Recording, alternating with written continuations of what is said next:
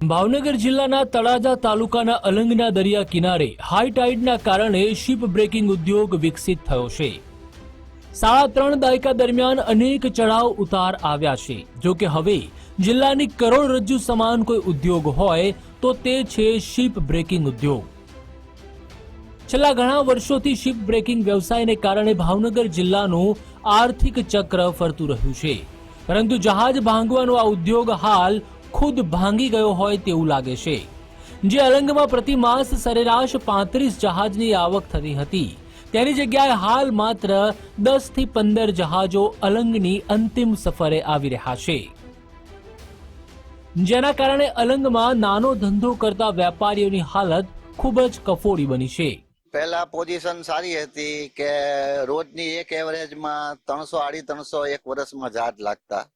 અત્યારે જહાજ સાવ નહીવત છે અને એ હિસાબે બહારના ભાવનગર જિલ્લા કરતા ગુજરાતના ને આખા દેશના માણસો બહાર જે ખરીદી માટે આવતા હતા એ નથી આવતા, કારણ કે શિપ જ ઓછા છે, એની સામે ડોલરના ભાવ વધારે છે અને સ્ક્રેપની માર્કેટ નથી અને ઘણા એવા ટેક્સીસ ને એને લીધે અલંગ મંદીના માહોલમાં ચાલે છે। અત્યારે એકથી અહીંયા અલંગમાં ધંધો કરું છું।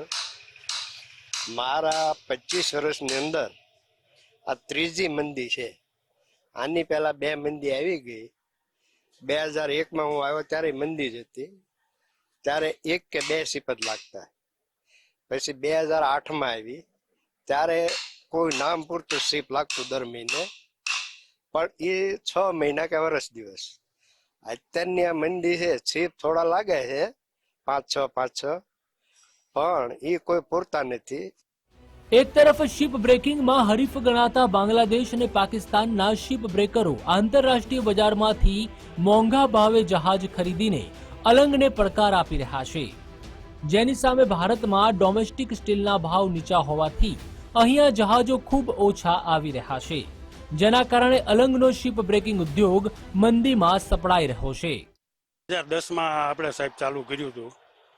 હવે ત્યારની સ્થિતિમાં અને અત્યારની સ્થિતિમાં જમીન આસમાનનો ફરક છે કે ત્યારે કસ્ટમરે એટલા હતા, શિપે એટલા લાગતા હતા, માલે એમને એટલો મળી રહેતો હતો, પ્લસ એટલી બધી મોંઘવારી પણ નહોતી।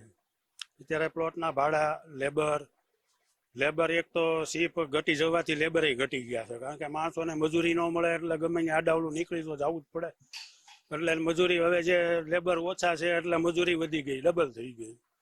એટલે અત્યારે અલંગમાં ખરેખર નાના મોટા દરેક વેપારી મજદૂરથી લઈને બધાય પૂરેપૂરી મુશ્કેલીનો સામનો કરી રહ્યા છે। આ જે અલંગની હાલની જે મંદી છે તે અલંગ 1983થી શરૂ થઈને આજ સુધીમાં આ ટાઈપનો પીરિયડ કોઈ પણ સમય લોકોએ જોયો નથી।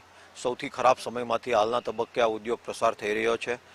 છેલ્લા વર્ષોમાં જોઈએ તો સૌથી lowest ship, number of ship પણ કહેવાય અને અમારા ટનેજ પણ ગણીએ તો બંને સૌથી લોએસ્ટ આવેલા છે।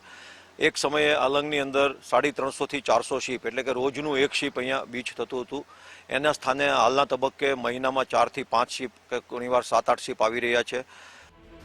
જો કે ભારતની સામે પાકિસ્તાન અને બાંગ્લાદેશમાં જે જહાજો જાય છે તેને તેની સરકાર દ્વારા પણ ટેક્સમાં ઘણી મોટી રાહતો મળેલી હોવાથી શિપ માર્કેટ તે દેશોમાં જઈ રહ્યો છે। ત્યારે શિપ બ્રેકરો માત્ર એક માંગ કરી રહ્યા છે કે અલંગની સ્થિતિમાં સુધારો થાય, જેથી તેઓ પોતાની આજીવિકા રળી શકે। કૃણાલ બારડ, ગુજરાત ફર્સ્ટ, ભાવનગર।